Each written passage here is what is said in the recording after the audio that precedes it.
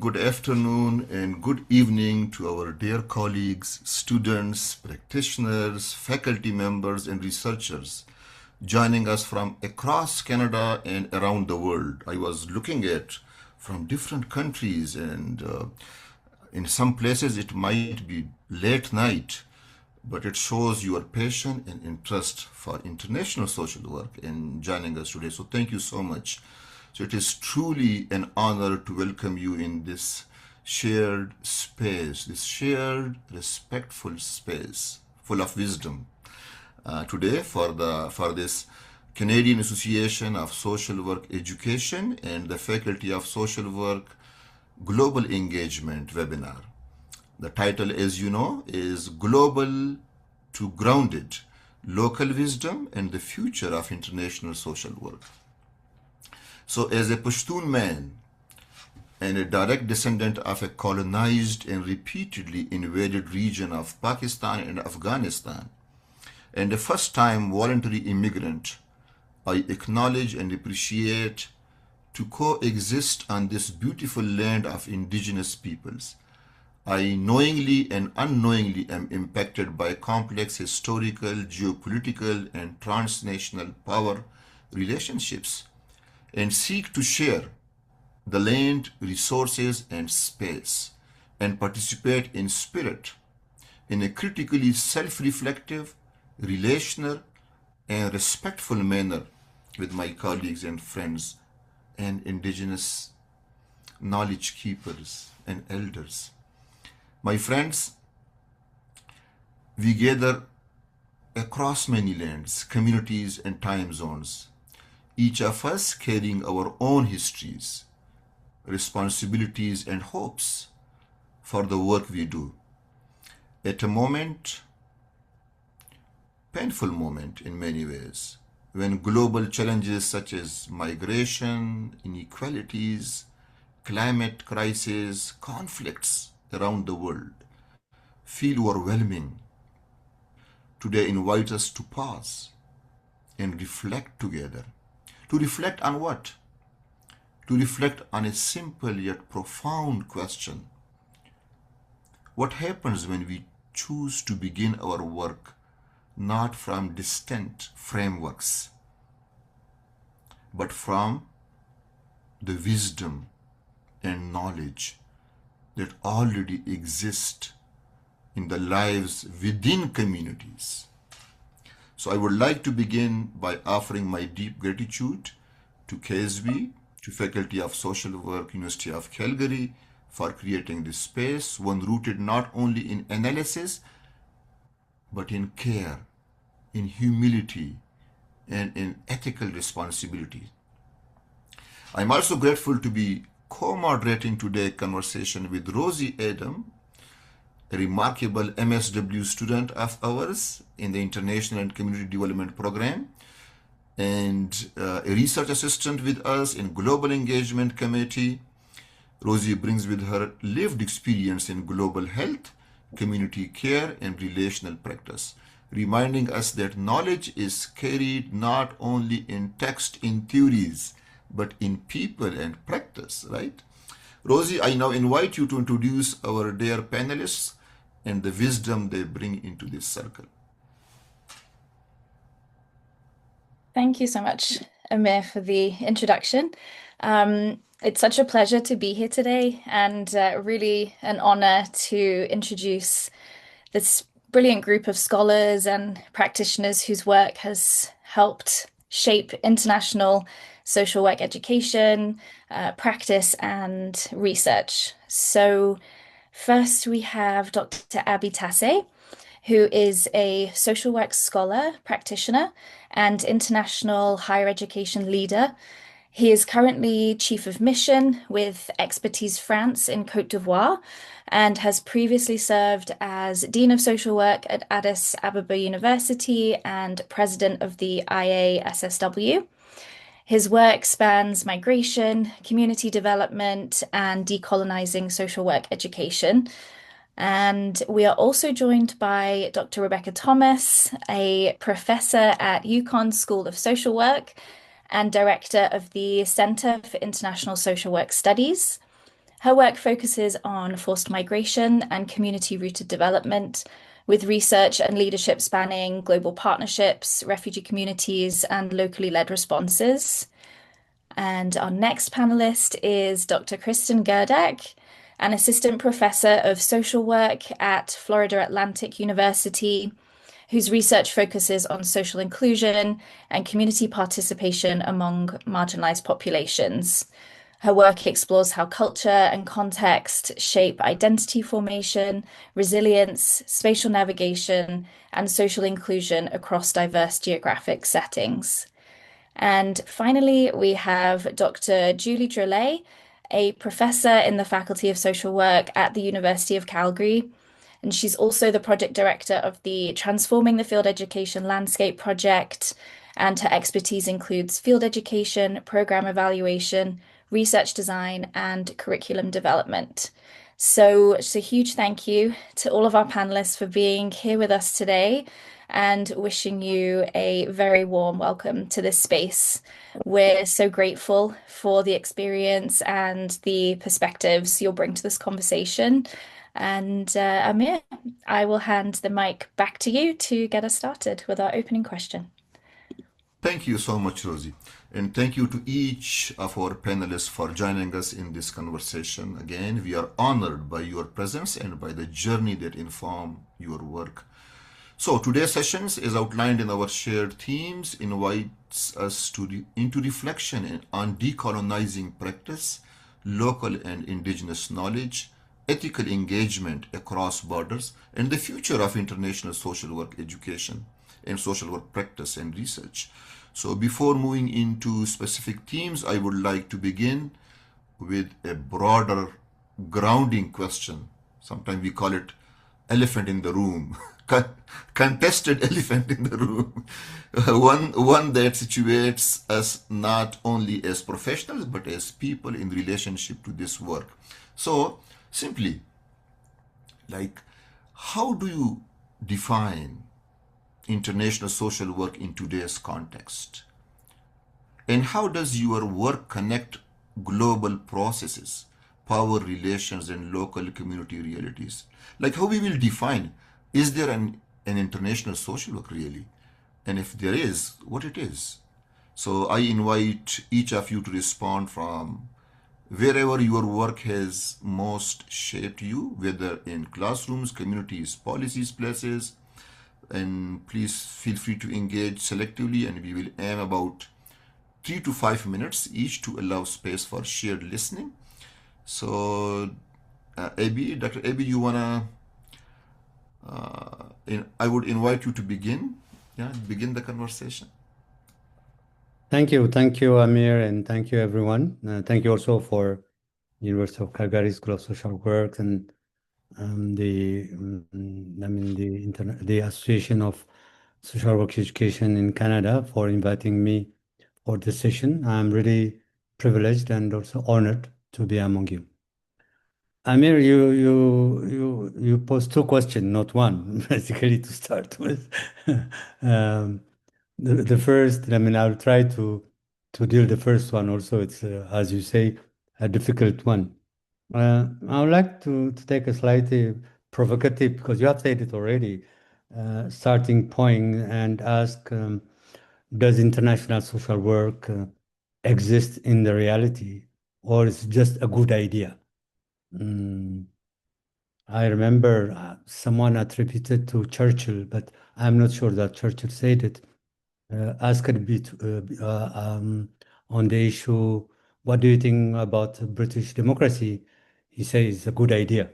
And I think what's international social work, I say it's a good idea. For me, it's more kind of an aspiration than something that I could propose as a right. It's an aspiration for the future, an aspiration, something that we want to build, we want to construct.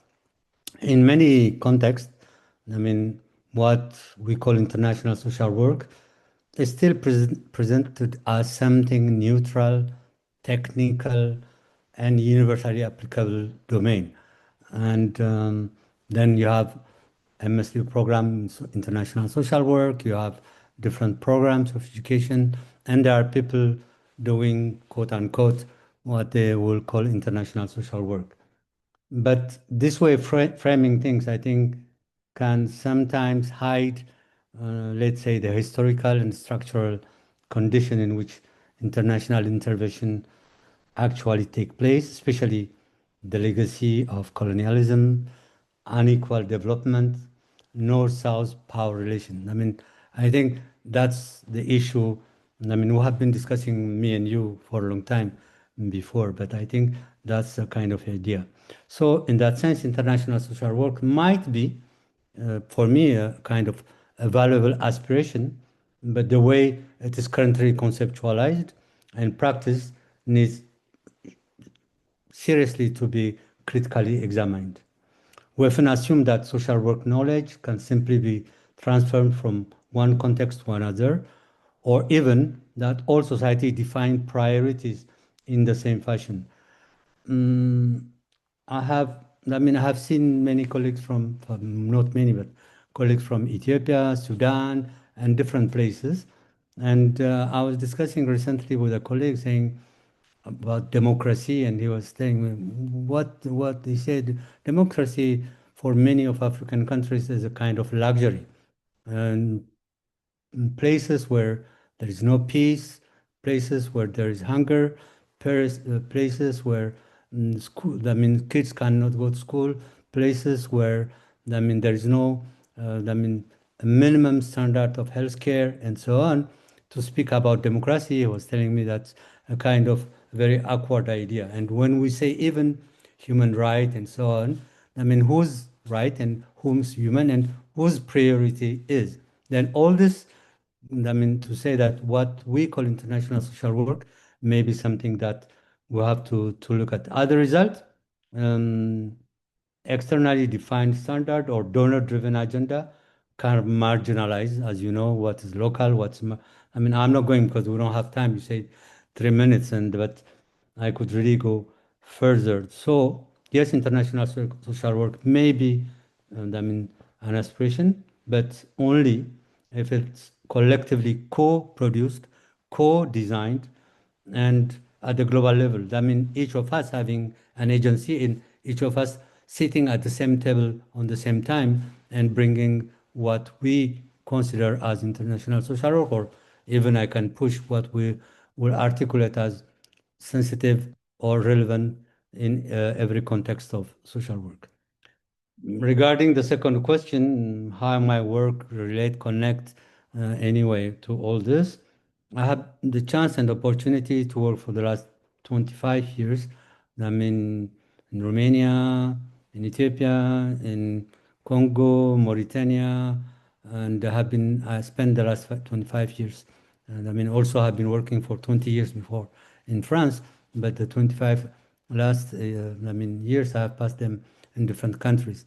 And I could say, beside the desire, beside the motivation, beside the engagement, I have witnessed how difficult it is to build, construct something which relate to the communities, which relate to the marginal people, and which relate seriously or engage seriously community development. In that sense, I think, when I say we have to redefine or to reconstruct, it's also because I have opened different schools in different parts of the world, but yet 90, as Linda Kreiser will say, 97% of the book are imported, and we don't have our own, knowledge of those countries developed into a structured manner that could work for communities, and all this creates some form of problem. Call it international social work, or I'll not go, as some people would say, that international social work equate as Western social work. This is the discussion we can have. Thank you. Thank you so much, Abby, and very well said. And I must acknowledge that earlier few months you were an inspiration for me in these conversations and in these dialogues. And yes, it exists, as you said beautifully, if it is co-developed, co-constructed. So yeah, then we can say. Thank you. We'll move to Julie. You want to share your thoughts? Sure. No, thank you very much. And thank you for the invitation to be part of this conversation today, because it is a very interesting question to think about how do we define international social work in today's context. And so I'd like to share a few thoughts and reflections on this and how it connects with some of my work.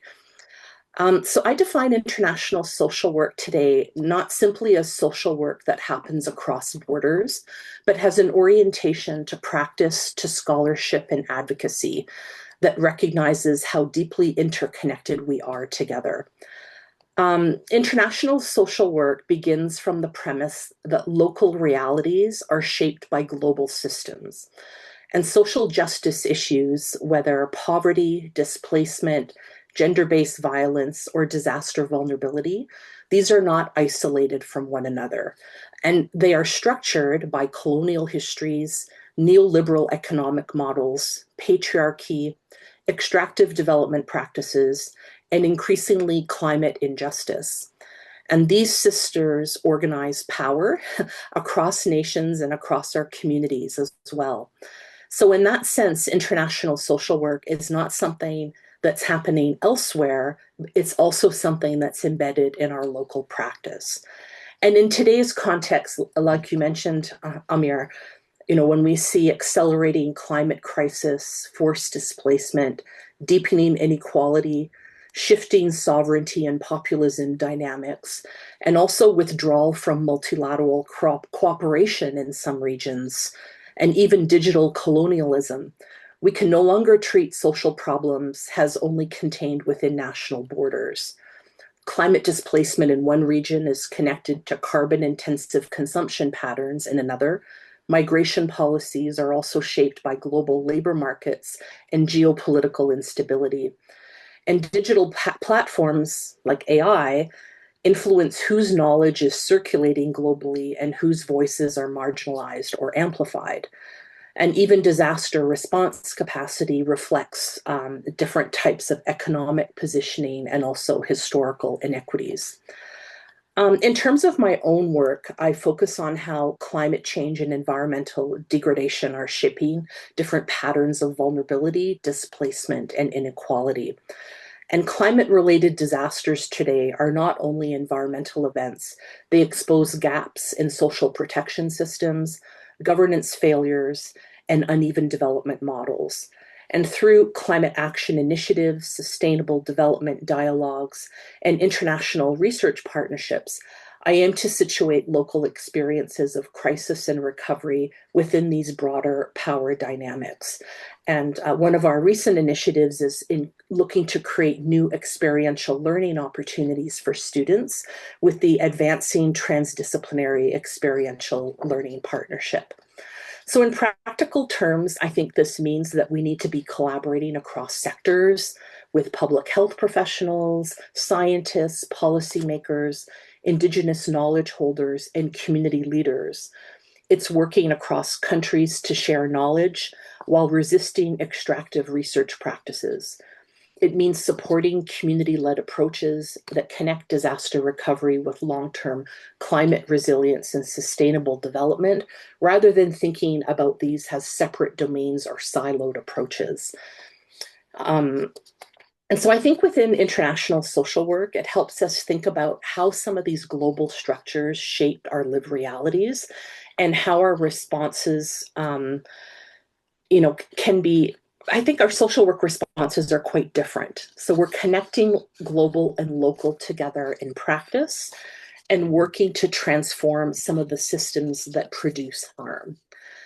And so for me, international social work is a field of practice within social work that focuses on addressing different social issues that are shaped by global systems, different types of cross-border dynamics, and these transnational power relations. But we also need to look at that within our own communities as well. So just as we speak of clinical social work, community practice, or policy practice, international social work can also be understood as a distinct domain that integrates multiple levels of intervention. So those are some of my preliminary thoughts. Thank you. Yeah, thank you so much, Julian. Very important pieces that you add in terms of international social work at home, where we live, like in any part of the world, and particularly that digital and that AI, what, and how it is impacting all over. Rebecca, you wanna share your thoughts?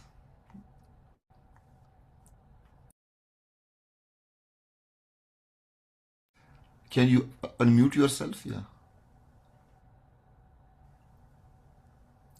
I muted Thank you myself. for inviting me to this conversation, and my head here is buzzing with the two concepts and ideas laid by both Abby and Judy. So uh, I sort of have organized my thoughts and written it down so that I can use my time succinctly. And I think about international social work as being complex and defined as a composite of major concepts that inform practice, along with a body of social work theories and practice skills. I think concepts central to international social work include the impact of globalization on communities, neoliberalism, development or underdevelopment, human rights, again, whose rights, transnationalism, certainly sustainability, climate change, strategies for decolonization, and the use of indigenous knowledges to positively affect people's lives. But as the starting point of my conversation, I'm going to refer back to an operational definition that Dr. Healy and myself laid out in 2021 that defined international social work as an international professional action and the capacity by social work profession and its members to promote human dignity, human rights, and to enhance human well-being. And this conceptualization has four dimensions, if you will: internationally related domestic practice and advocacy. This first dimension requires competence in internationally related aspects of domestic and social work practices and professional advocacy.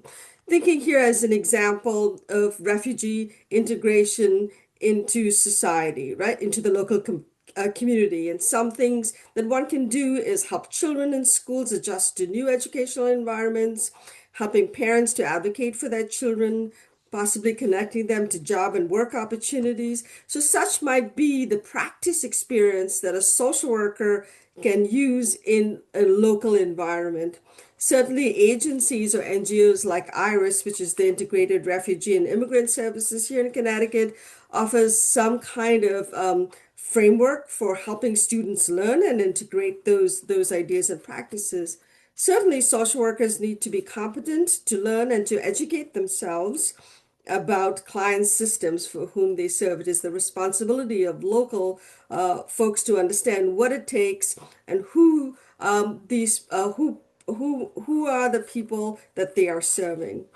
And so certainly for me, my work in this arena includes me representing IASSW and the Committee of Migration at the United Nations, and to work with civil society and interdisciplinary teams to advocate for human rights and just policies related to migrants and refugees. And I'm framing all of my examples related to migrants and refugees since that is an area of work that I do. The second dimension, I truly believe, is professional exchange, the kind of exchange that we are having right now. It is the international action, it is the capacity to exchange social work information and experiences internationally, and to use the knowledge and the experiences to improve social work practice on social welfare policies at home. It's not about changing somebody else, but using the integrated knowledge that we can learn at home. And this includes a range of actions, such as really reading from different periodicals and or stories or narratives or newspapers or clips, on also participating on professional exchange, hosting various visitors, uh, participating in international meetings, and really identifying innovations. So, for example, I'm a part of a small group of mostly women leaders under the banner of Southeast Europe Academic Women's Leadership Network. And it's a summer school program that is funded by Dennis and Julia Watkins. They have a foundation. And for the past 4 years, we women have gathered together to share our research, engage in dialogue, shared cultural practices and new initiatives, creating solidarity, collaborative initiatives, and creating social capital such as trust, reciprocity, engagement, and support. And we've met in places that such as Pristina, Sarajevo, Sofia, Tirana, and this year we'll be meeting in Greece with this idea that from beyond boundaries, how do we move the vision to action to transform social work action? I think the third frame is international practice and really preparing students and social workers, not every one of them but those that are interested in working in development work to truly understand the need to learn from Indigenous peoples, to practice and understand local culture, along with using the contributions of social work skills and practices, right? So it's the combination or a partnership or a true engagement using an interdisciplinary team. So, social workers in an international relief and development work can utilize many social work skills that we have learned. And here at UConn, for example, we have a course where students have to focus in the area of study of international social work, take a course on international development theory and practice. And this robust curriculum helps them to integrate social work skills and development knowledge to address common concerns such as poverty, climate change, global health, disasters, armed conflicts, and to use assessment tools such as log frames, project development, policy recommendations to advocate for change. And the fourth dimension is international policy development and advocacy, which includes the capacity of social work profession as a worldwide movement to formulate and disseminate positions on important social issues and make contributions to the resolution of important global problems. And included in this is new research, and I will share with you two examples. One is when I was a Fulbright scholar in Bulgaria, I, together with a doctoral student, Fiza, from UConn, interviewed service providers and persons who were seeking temporary shelter in Bulgaria because of the war. We wanted to learn from them their lived experiences and their narratives. We used a Ukrainian translator for the research, and we bore witness to the narratives, to record their research, to record their stories, and to advocate for those that have experienced forced displacement due to war. This experience is both humbling and transformative. You cannot, after you carry these stories, practice the way you do. You've got to sort of integrate those kinds of learned new experiences. And another example is in collaboration with our colleagues in Armenia. When we began a process of dialogue and discussion, they were observing Russians and Indians from India migrating to Armenia in a small landlocked country that has experienced war and limited resources, displacing some of their own, Armenian workers. And so we developed a joint project using a new methodology called photo elicitation to gather lived experiences of labor migrants. We had to take some risks, we tried some new ideas, we engaged in dialogue and discussion, and it was true collaboration. So learning and sharing knowledge. So that's kind of my contribution to that question. Thank you so much, Dr. Thomas, and thank you for all your contribution to the field, basically. Dr. Lynn Haley, and your book is a textbook in many places, including mine. So I use it for my course as a textbook. So thank you for your thoughts. Kristen, moving towards you. I'm a bit jealous where you are right now because of your amazing weather and what we are going through. Yeah, thank you. Thank you for Thank you joining. so much, Aamir. I'm really honored to be a part of this conversation today. So thank you so much for having me and creating this space. To answer your question, international social work to Pour me. répondre à ta question. Sorry, international social work to me is really less about geography and more about relationships and the power that may exist within those relationships. It's about understanding how global issues and systems, things like housing policy, migration, economic inequality, all shape the everyday realities of people within their local communities, which I think I'm echoing something that Julie had just mentioned a little bit ago. In my research, particularly with youth experiencing homelessness, I've seen how these young people are navigating systems that were not designed for them in mind, even though the youth themselves often have the clearest understanding of what makes them feel safe, supported, and connected. Yet their voices are rarely heard in policy or program design. So while I think that policies may differ across countries, the underlying dynamics are often similar. Issues like systemic exclusion and stigma and the multidimensional barriers to inclusion still exist. So focusing on those broader issues that everybody's experiencing, but from the local context is really important to me. So for me, international social work is about recognizing that expertise doesn't only live in institutions, but it lives within the communities, right? So it's about building those reciprocal relationships and really understanding those global processes or those underlying dynamics and how they become meaningful through lived experience. So they're not just functioning in a silo, but they become very active and impactful through the lived experiences of the community itself. So ultimately, I think that we need to really shift our role as social workers from being the experts who deliver solutions to really the collaborators who are going to take the time to listen and learn and support community-led change. Thank you. Thank you so much, Kristen.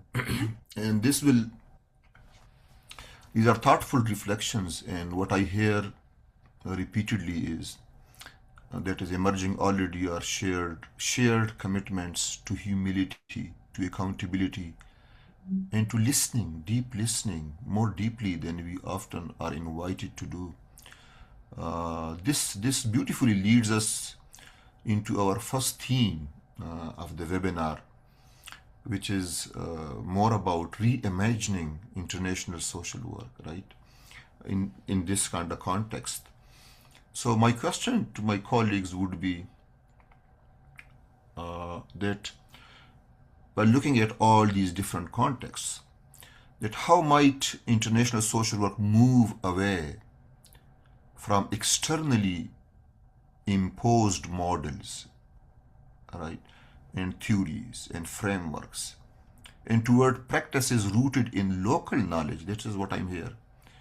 Local knowledge and lived realities, right? Just kind of a follow-up kind of question I can just share to further elaborate it, that who has historically defined problems and solutions, right? And so this is kind of that reimagining international social work. How might we move away from those externally imposed models and more towards local knowledge and lived realities? Any thoughts based on your wisdom, experience on that? Anyone can jump in? Yeah, but I think I would like to take this and also maybe, dialogue with the colleagues who have been speaking earlier, Julie, Kristen, and Rebecca. I think we have maybe to discuss on defining problems as Julie or Christine or Rebecca have done it, defining international problems. I think we can all agree on the problem that the crisis of climate have an implication, elsewhere, poverty have an implication, or all that the international context on anyway, that all this is related. That said, what makes international social work? International as defined earlier by Rebecca, cross-border, whatever. What are the tools really today available, collectively accepted by everyone in order to work to eliminate those collectively identified problems. Because the problem, I don't think we have much difficulty of identifying that most of problems are connected. Julie well articulated the problem, but how then international social work? I mean, what will be international social work that collectively defined? I have not yet seen, for example, any African, except in the diaspora, the African diaspora, trying to go and help the people in Minnesota. I mean, saying, let's go and work. There is a problem there in terms of democracy and so on. It's always one way. Then is it really a balanced discussion when we talk about international social work practice and international social work theories? Or that is my dilemma. When I said earlier, I don't think there is international social work. I was not saying there is no international problems, but are those problems dealt in international and collective understood fashion? And that's what it comes to your question, how to move from externally imposed practice or theories and so on. That's what I was saying earlier, how difficult it is to build in remote places and difficult places where there is no resource, how it's difficult to build your own, episteme, your own understanding, your own setting of the problem, because there are today many instruments that come from abroad that they can say this is the problem. I'll not go to name institutions, but there are now many projects on what you call the, minimum income programs in every part of, Africa, Latin America, and in Asia. But how they have been set, how they have been organized, and how social workers engaged with them is not really in terms of having an input or what Rebecca said in terms of innovation. Most often these are imposed model in which social workers in those places have to work with. This is the question that I wanted really to discuss. Thanks. Thank you, Abby. Thank you, Ari, for raising those critical points, right? So the exchange is primarily one way. But I think, that we need to listen more actively and to find ways to engage in true partnership and mutual learning. And certainly for me, the human development approach, which emphasizes well-being over material wealth, and such as focusing on opportunities for education, healthcare, nutrition, a multidimensional approach rather than like a wealth approach, perhaps maybe a degrowth approach, right? And that we should advocate for more equitable partnerships. And I think the second idea is recognizing that, some systems that have been tried have not worked, and be really conscious of the limitations of deregulation, privatization, that has negatively impacted the global South and the continent of Africa. Certainly, we've understood that structural adjustment programs don't work, but that, perhaps human development and capacity building approaches, along with sustainable development, are key factors in this arena to think about, recognize deeply for those maybe from the Western Hemisphere that, international social work really acknowledges the impact of colonialism and imperialism on the global South, and that historical trauma continues. And how can we then think about ways of capacity building, and using indigenous knowledges to do that rather than in a position of an ideology that's exported. Certainly using methodologies that are, appropriate technology, right? Rather than, importing a tube well from let's say a developed country, but using natural resources that exists in a country so that we can filter clean water that people might be able to drink related to health. So there's multiple ways of thinking through envisioning a much more equitable, just society or environment. I want to be hopeful in this space, and that, those, all of us that are committed to having a much more equitable society work towards that idea or agenda. Thank you, Dr. Thomas and Abby. In my research, which I did a few years ago, Dr. Thomas, what you said is, I found that communities would value that clean water. They valued schools. They valued infrastructure development. All those things, right, coming to. But where they would be uncomfortable and kind of created suspicion when local cultural values were challenged. So in that kind of piece, then in my research, I found that they were calling it another way of colonization. And I wrote an article in which the title is "The Smiling Faces of Invaders," they call it, right? So on one side, they kind of, everything looks really great, but I found that some ways, if we can work around that, it's basically that concept is emerged epistemologically within the communities, as Abby also mentioned about it, and we are in the group discussing about it. Mm-hmm. Yeah. Can we move to Julie or Kristen? Anyone? You can like to share your thoughts on this? I can echo some of the things that my two colleagues had just mentioned, and I might be oversimplifying how eloquently they provided their responses, but as we know, historically, we've always kind of come from a top-down approach, and to reimagine international social work needs to be from a bottom-up approach.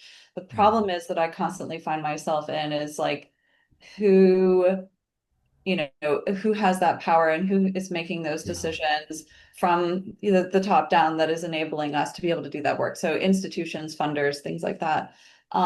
So I see our work as social workers, as change agents and as brokers to and community advocates to be able to provide that education and hopefully a societal mind shift, if you will, to recognize that, the system, the way that we're thinking about things should actually probably be flipped around. So like, for example, in my research, I focus a lot on participatory methods and shared decision making, and really valuing the community members as knowledge holders as a way to kind of flip that perspective. Because what I've found is that when we start to trust communities as the primary authors of what it is that they need, and even what their strengths are to be able to facilitate a solution, that's when change really becomes sustainable, meaningful, and equitable for that community. So if there's a way that we can try to reimagine, or even like share with, the top part of the issue, that we need to look at things a little bit differently, in a way that's going to benefit them too, like things like sustainability and equitable solutions. Those are my thoughts.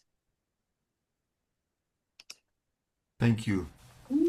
I'd be happy to add maybe just a couple of thoughts on this, because I think we are at an important juncture where this reimagining of what international social work is taking place. And so really thinking critically about how it's been understood, how it's been conceptualized, and thinking about in a critical way, who's defining problems, who's defining solutions, and whose knowledge counts in this process. And I would say opening this up to say that there are multiple knowledges that can inform how we consider international social work, and that there are shifts taking place and dynamics that are changing. And I I'm not sure that I can answer what exactly that looks like, but I feel like a process has started to really kind of think critically about reimagining whose knowledges are informing this field, and as new voices are speaking out, this field is shifting and changing, and part of that is recognizing that communities are defining their own problems and solutions, but also this shift that knowledge isn't owned by like certain academics or certain regions of the world. And that when we have donors saying, this is what the project has to look like, these are the metrics, this is the methodology, like we need to resist that, but also find ways of being able to work in solidarity with those affected communities, but then finding the resources to make that work happen. And there's some ethical issues that emerge in this as well, right? Of like, how do we access then the resources in ways that donors or like traditional funders want to see other outcomes? So it is complex, but I do feel that there are some important shifts here taking place around knowledge and recognizing multiple knowledges in this process. Yes, thank you so much, Julie and Kristen. And basically, a few months ago, Abby basically he initiated this conversation, and most of you are involved in that, and looking forward to that conference that we will have further discussion on it in Nairobi. So yeah, and this is kind of interesting, Julie, as you said also, that all the donors, what they really want, because you are submitting proposal to donors, right? And you need to align it to what they really want, right? And institutions and power and structures are in one place. And even the education systems in the global south in many countries is in some ways informed by Western frameworks. So it's kind of very complex challenge. But what I hear is what resonates across your responses is the recognition that decolonization is not only structural, it is relational. It is something of how we show up in proposals, in academics, how we listen, and how we unlearn, right? So this brings us to our next theme, that is decolonizing practice. At least, of course, it's very complex. We don't have answers to many questions, right? But we can have some responses that what does decolonizing practice look like in everyday professional life in terms of research and practice, in teaching, not just in theory. And how do we practitioners, researchers, teachers across the globe unlearn those dominant frameworks while remaining accountable to the communities we serve, right? So any thoughts? I think we already spoke a bit here and there about that, but any thoughts on this, that how do we practitioners unlearn those dominant frameworks and promote more local frameworks and being accountable to communities? Any colleague can just begin the conversation. Well, I'll try it here. You know, perhaps I'm not answering specifically to the decolonization concept, but at least having the radar up and sort of focusing here. I was at a meeting yesterday, and it was an accountability meeting where, it was a library meeting, and they were doing an assessment of student labor and the amount of student labor involved in working in the library. And one of the findings in that assessment that they found was in the multiple library systems that we had, there was differences in salary in salaries paid to students for the same job. And, and so they were wanting to be more equitable in this analysis. And one of the questions that was raised was, what is the gender breakup in this distribution of salary differential? And that was not a variable that we thought about, that was thought about in the assessment. So recognizing that in development, girls and women do not fare equitably in this environment, to put a gender-based assessment on budget development is an important thing to think about.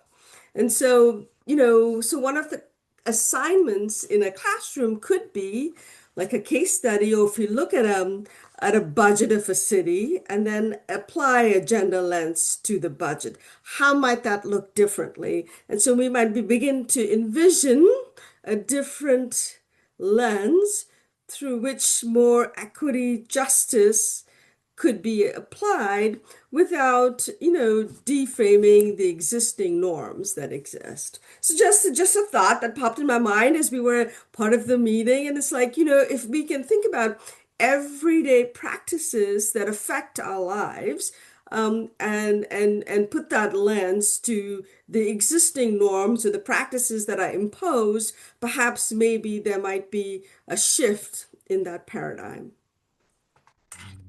Thank you. Thank you for sharing this example, Dr. Thomas. Well, if I may, I think for me, I have two distinctions to do. It's because what you call international social work practice, or the practice part from the education part. I think to some extent, practice has not been that much colonized.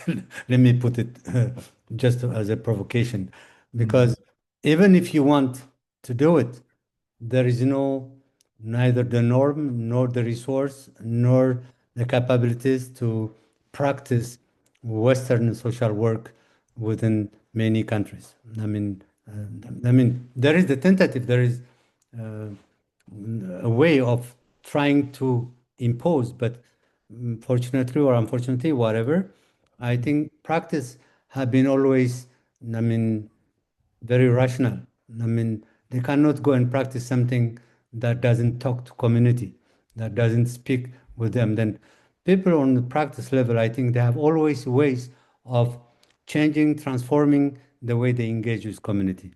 I think it's different.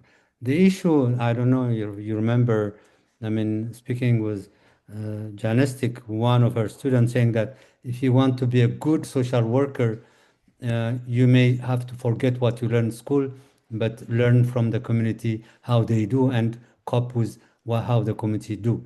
In a sense, I think we should reverse it. The education, social work education, most probably should re-synthesize, what is in practice, what the community are doing, in order to go back and teach that, or to theorize it, as earlier Julie was saying, to develop different knowledge production from that experience. I think it's we are in a situation of reversing. Thanks to God, there are many people who are very practical, who know their community, who work with them, and they cannot just go and impose them a model of behaving, or a model of. They may try, but often we have seen it that it doesn't work.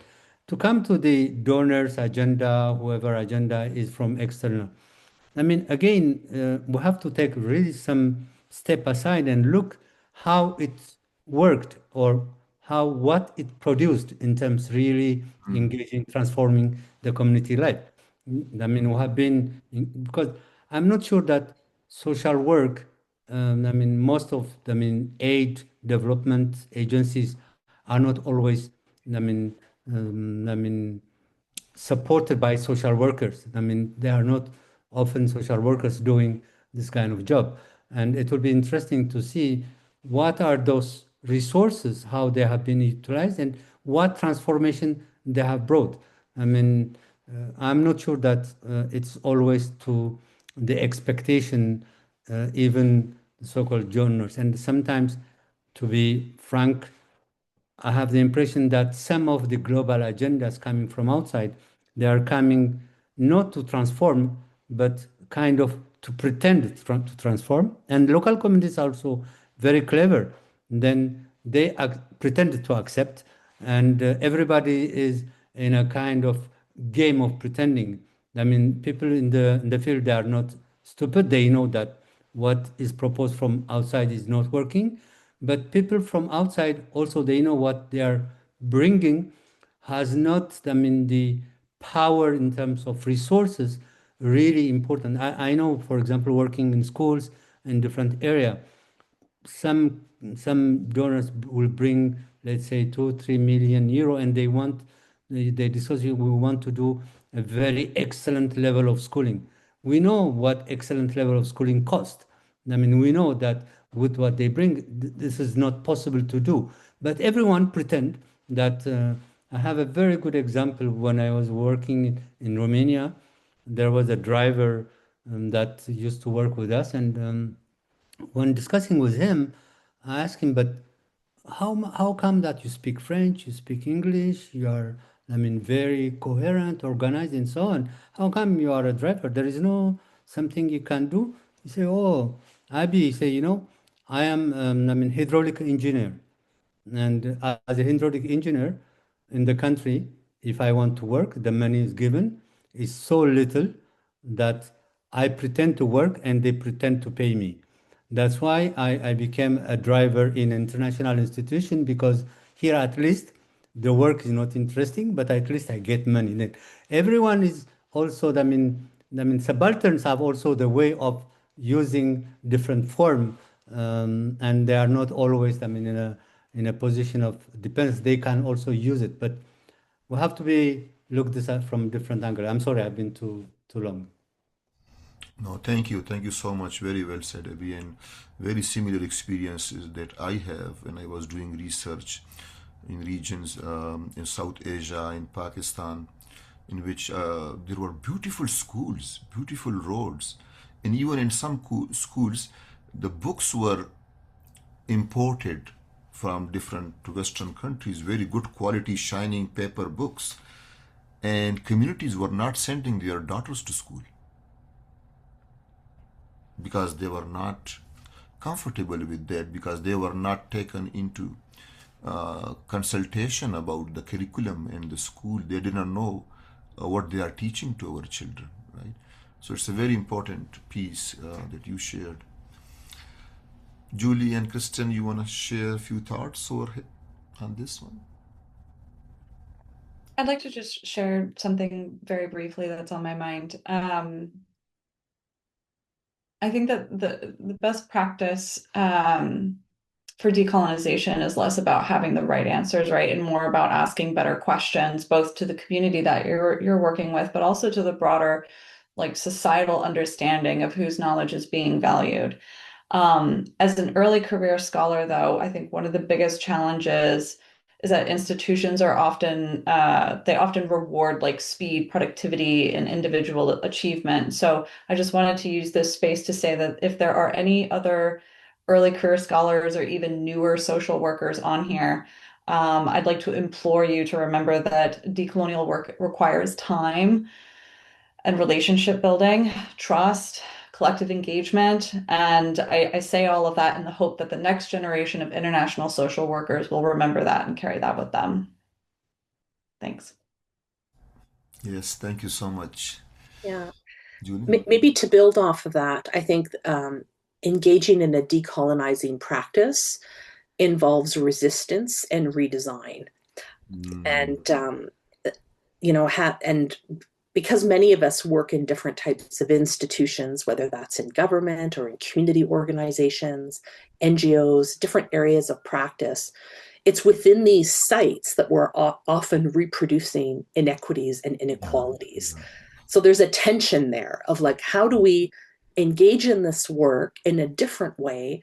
Like we need to transform and change these systems that are in themselves creating these inequities and inequalities. So that's where like the resistance comes in, but also the redesign of like creating spaces to hear voices who might not you know, have a seat at that table in different ways to kind of simplify it. But Yeah.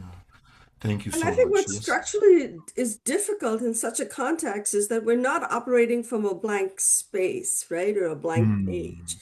And so, how do we undo what exists where there Hmm. is power and resistance and the maintenance of that rarefied space to those that are marginalized and set aside? It, it's hard to be creative in this context to push against, but I think solidarity and collectivism and figuring out ways of joint voices will get us to that space or closer to that space, I think. Yeah, very well said, Julie and Dr. Thomas. And yes, this conversation is important, right? We are raising questions in these kind of conversations, in these kind of circles, and as Kristen said about the the future social workers, right? And I see one is right here with us, Rosie. So uh, it is, I think, the right time that she come up and she asked question. We will also have some time for participants who are here. Many participants, if you have any questions, so we will have some time to respond to those questions as well. So you can write your question. Over to you, Rosie.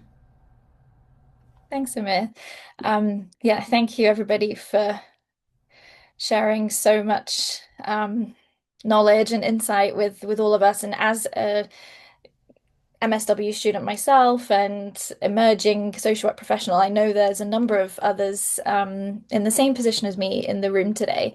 Um, so really, I'd love to ask this question. I have kind of a two-part question from a student lens. So really, how can international social work education better prepare students to practice in this space with humility, with reciprocity, and kind of really centering justice oriented and decolonizing practice? And with the second part to that being, um, what do you feel needs to change in how future practitioners are taught and guided and mentored to engage in this work? If anyone would love to jump in and if you had any initial thoughts, that would be great. Thank you.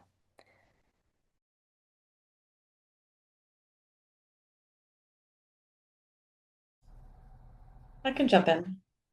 Um, I think one of the most important shifts that we need to make in social work education is moving away from teaching students that they are primarily problem solvers and instead focusing more on listening and reflecting and power imbalances and building relationships. So, in my teaching and in my classes, I'm always encouraging students to practice reflexivity and focusing on how to use community engagement in a meaningful way that's always going to give back and not necessarily where you come in and imposing your, ideas and theories and interventions and all the things that's in social work education. And the technical skills are important, but I think that the relational skills are foundational for the work that we do.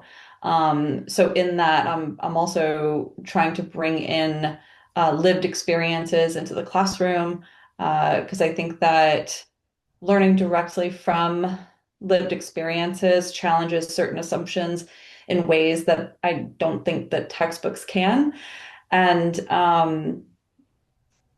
I think if students can graduate from their programs understanding that their role isn't necessarily to fix communities, even though, like, as social workers, all we want to do is help and give, but is to just work alongside communities, is to stand next to somebody through their experience. And I think that making that shift will really prepare future social workers for engaging in more ethical and effective practice. Yeah, thank you. I was just thinking about like the reflexivity piece is really key to that, I think.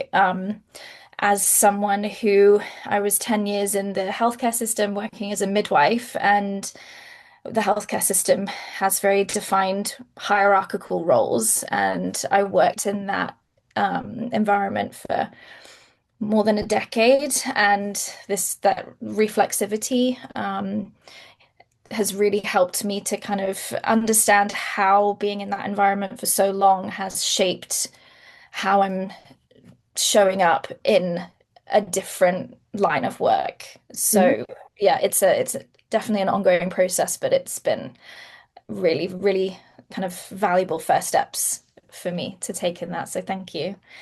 I mean, Okay, sorry. you have a great chance, Rosie, to have people like Julie, Amar, and other colleagues at Calgary that can bring a different perspective. I have a very interesting personal experience when I was a graduate student. I have a course called Sociology of Conflict. And this was really, for me, something that really shaped my thinking. I was a young student, and we have 7 teachers in the classroom. 7 teachers were 25 students and 7 teachers. And they were, I don't exactly remember the team, but the first teacher professor start to teach a subject, and he gave us his proposition, his way of thinking. The second one came out, destroyed totally what the first said, and he proposed another model. The third one did the same, and so on. Then there were 7 people having 7 different approach to the same problem. And the questions for the student was find an 8 or a 9 one yourself. That will be different. I think that's the if we are given the opportunity to have several different view, conflicting view, and it's not that there is good or bad view. There are conflicting different positionalities, and the best thing that we can offer for students is to give them different option of the same thing, different understanding, in a way that themselves could be somehow have their own agency to try to develop their own understanding from that. I think that's how I see, future social work student and international affairs be given the opportunity to have people around them, not saying the same thing, but having different opportunity. And this could be done in a very respectful way that I have personally looked at, very respectful way, disagreeing and having different perspective. But often we're supposed to have the same way of understanding. That's, I think, most probably the future. And for that, it requires that really ideas and concept could be developed in different parts, and they could be different and accepted to be on the table, as earlier Julie was saying. Yeah, thank you, Abby. And it's kind of what sticks out to me is kind of approaching things with a very open mind, with curiosity, and kind of I guess the knowledge that we're living in an ever-changing world, and international social work is therefore also ever-changing. So having kind of a fixed definition is probably not feasible, and not necessarily helpful, perhaps. So yeah, thank you. Thank you for sharing that.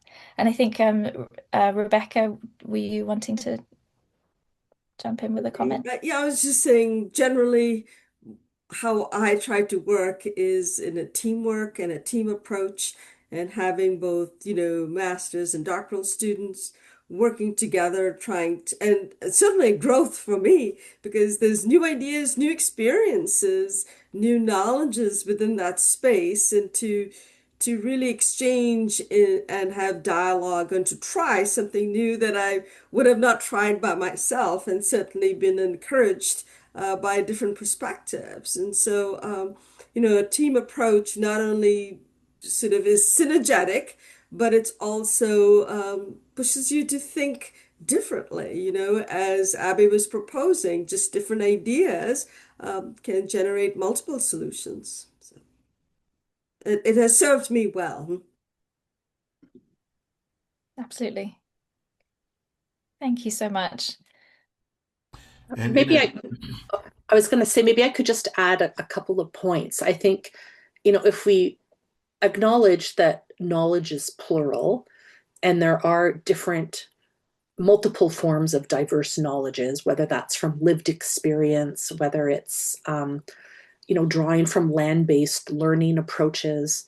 I'm very interested in experiential learning, and practicum and field education has played quite a central role in social work education. And I think we need to, as educators, really think creatively about other experiential learning approaches that we can use, and how we can work with other disciplines and different sectors to kind of bring people together, looking at different issues and problems in a transdisciplinary way. I think, to me, that's part of the future of international social work, is how do we consider diverse forms of knowledge that's held in different places that can then help to foster like more social justice and climate justice, where sometimes that orientation might not be central in other disciplines. So having that voice in relation to colleagues in looking at things in multiple ways, not just in one way. Yeah, thank you everybody for sharing. That's extremely inspiring as someone who still has 2 years left of study, but lots to think about. So thank you so much. And Rosie, in the same program in which Julie and I are, we are teaching together, and we developed this program, we, in a very modest way, we tried to incorporate some of these concepts and include communities and indigenous knowledge keepers in our classrooms, and even when developing the program. And now Rosie is also part of the evaluation of this program, in which again we are reaching out to local communities and indigenous elders, that how we can do better in this MSW International Social Development Program. So yeah, Rosie is part of the team there. Okay, any other thoughts on this? Okay, so before, as we prepare to open the space to our audience, there are, I think, some questions. So, but I would like to pause on something that has quietly built in and woven through our conversation, that international social work at heart is not only about crossing borders, it is about crossing assumptions and respecting and embracing, as Julie said, and Abby and you guys, about that pluralism of knowledge, right? So with that spirit, we invite reflections and questions from our audience. You are already sharing some, and Rosie going to help me guide us to your question as we move into this collective dialogue. Yeah, we have few minutes for questions. Is there any question, Rosie, you want to bring up? We have a couple of questions that have come up already. So we have one here. So how can international social work move beyond emergency humanitarian responses to integrate local wisdom, Indigenous coping mechanisms, and community-based protection systems in supporting conflict-affected women and children in regions like Amhara, Ethiopia?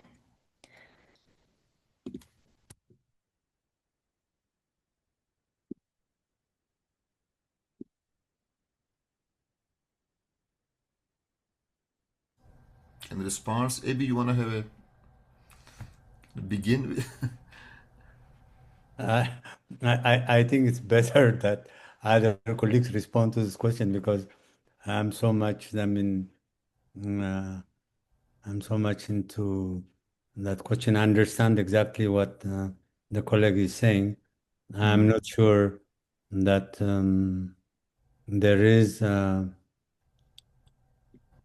how it could help them. It's very complex situation, and I'm not sure how international social I mean, it could be most probably, I mean, at least knowing the problem. The first thing is knowing the problem.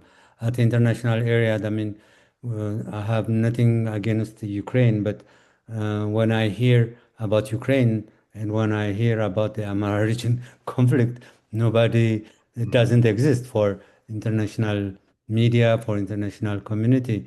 And the same thing now, there's here and there for Sudan, but there are many, someone was speaking about Congo. I mean, there are many places where there are many difficult moment, difficult time for both women, children, but also for everybody.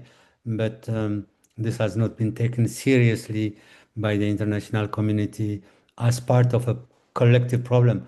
And I mean, the more you are closer to Europe, the more your problem is visible.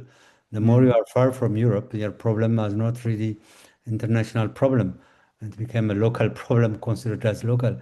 And I have been saying this for the last, 5, 6 years, but I don't hear even from the International Organization of Social Work, and I don't hear any, serious engagement about these issues. And I think this is a serious problem we have, but I'm not able to respond how to do this, but we have to try to bring this on the table.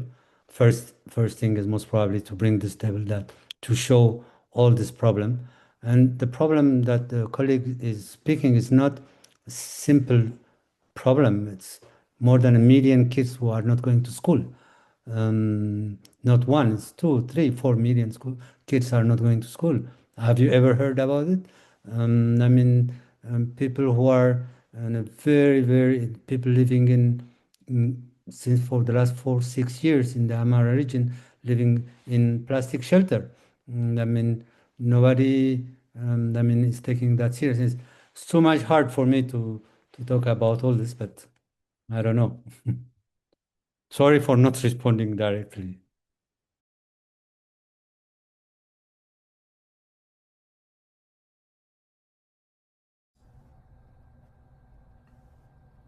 You may go to next question if there is no other response. Yeah. Sure. I was just reflecting back on when the tsunami. I'm from Indian origin, and when the tsunami hit in India and in Indonesia and those spaces, I was asked to come back to help. And one of the things that I was asked to tell people was, don't come because you're using the limited resources that are, I know you have good intentions of wanting to come and help, but being foreigners, you will use the limited resources that exist in that country or in that region, rather send your money without attachments. And perhaps, to then think about using appropriate technology for rebuilding, for reconstruction, for redevelopment, using new technologies and new knowledges related, based on the experiences of indigenous people that understand the region, the climate, the kind of structures that need to be built. And I remember sort of getting the pushback as a young social worker, and then, what? You don't want us to come? And it's like, no, we don't need therapy. We don't need community work is different in India. It's how do you restore livelihoods where boats that used to fish is destroyed? How do you, build homes, and not with wooden structures because it'll be eaten right away by termites. You just need to use local things that produce that can be produced in local communities. I know I'm not directly answering these questions, but it's sort of, if we extrapolate further, you'll see the linkage between the two, to think about, not necessarily people know what they need to do. They just might not have the resources or the ability to rebuild right away, or to rethink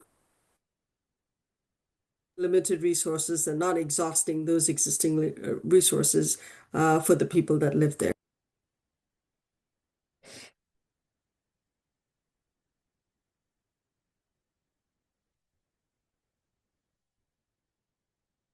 Great. Thank you, Rebecca. I can jump to the next question if there's no other comments. So we have a slightly longer one here. So with the emphasis on the importance of the prefix co in co-development, collaboration, etc.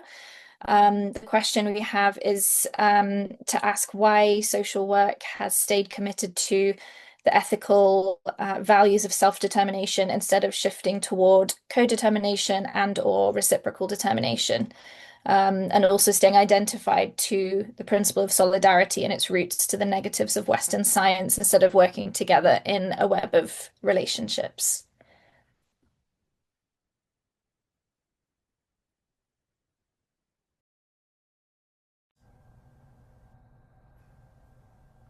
I see Julie is smiling.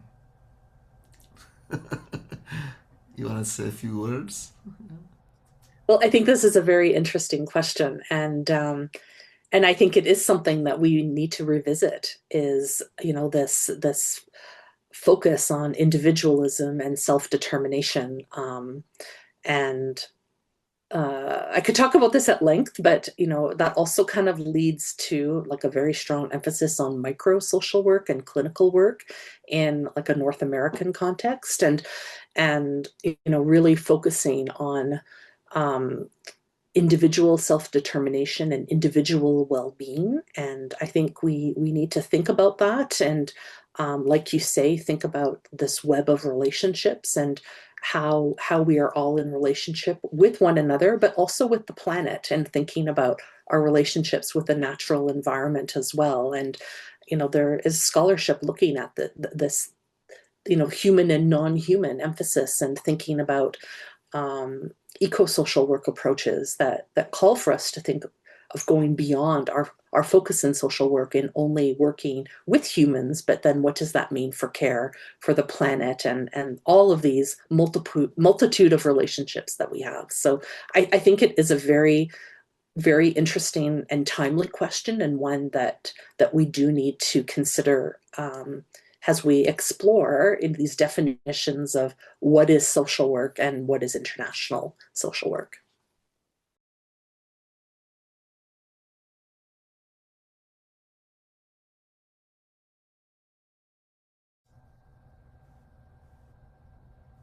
Good. Next question you have, Rosie? Are we good? Yeah, we have another question here. So someone was just having some difficulty understanding, kind of relating how global, international, and transnational social work practices are linked. So are they different concepts and models that require diverse skills, or are there similarities with these practice approaches to social work that we need to recognize and advance in our practice?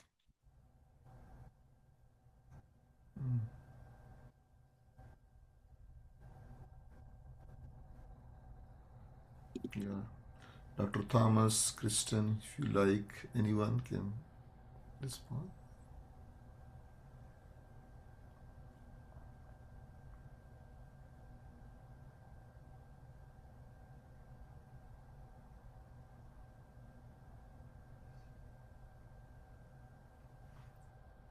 Abby, you want to have a quick? Yeah. I think this is Niku question you're taking of Adam, Rosie. Yes, Bala Niku. Yeah. Yeah. First of all, I would like to acknowledge Nico is one of the, international social work. Have been working very hard, and have been all the way included in international social work, international association. And I would like to say hi to take this opportunity. I'm not sure if there is, my position is what we call international social work as of today, as of its practice, at least not the intention, but as of its practice, most probably often is a projection of what is often national social work projected elsewhere. Even if we take the definition that Rebecca and Lynn have said, as I said earlier, who is doing international social work is people trained in Canada, in France, in the US, and so on. I mean, but they are trained on what ground, on what purpose, on what level of knowledge? Most probably this is, and it takes a bit, I mean, international relation, and I think Kristen have explained it a bit further, Julie also, but often for me, it's a kind of an extension of local social work extended to elsewhere. And that's what I'm trying to say since the beginning. If we say international, that means international is not only applicable in one place or across the borders. It should be also international. That means should apply to all. It's not specific to a person or to a group of person. It's not for the people in the south. International, in my understanding, it's something that go beyond borders and that go beyond each nation state or each programs. That means it's a common collective program that will respond to all.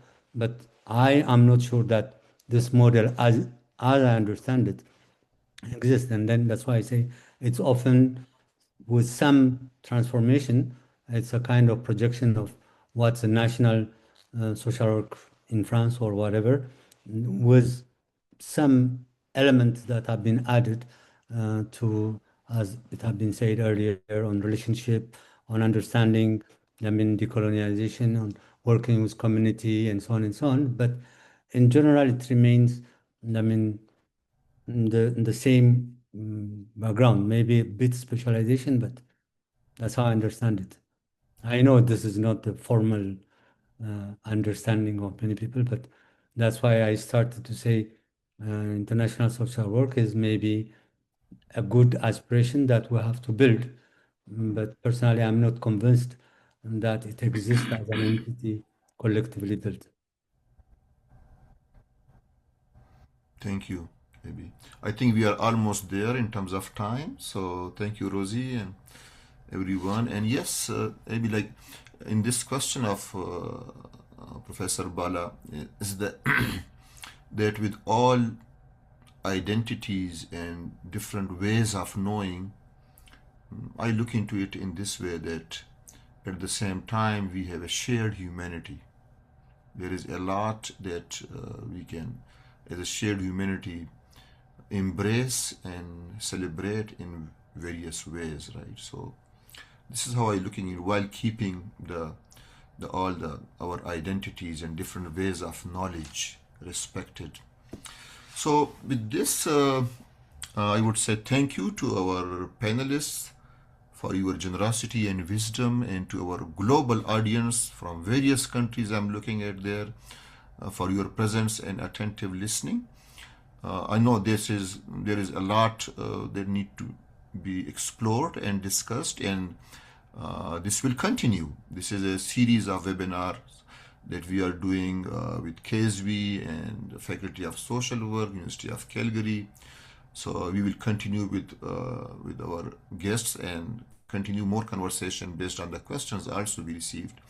So if today has offered us anything, perhaps it is this reminder that the future of international social work will not be shaped by louder voices, but by deeper listening to communities, listening to indigenous and local wisdom, listening with humility rather than authority.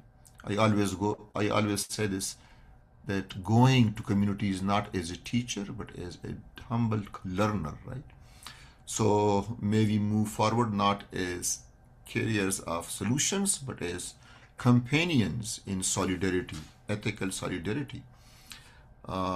This is the second webinar, and this space will continue with this meaningful conversation with the same spirit of humility and openness.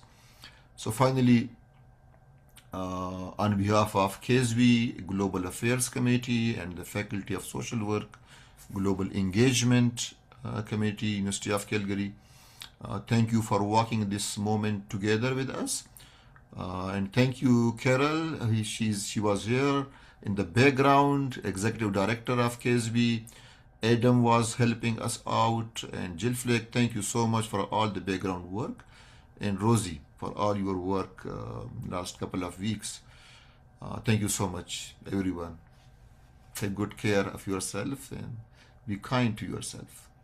Thank you.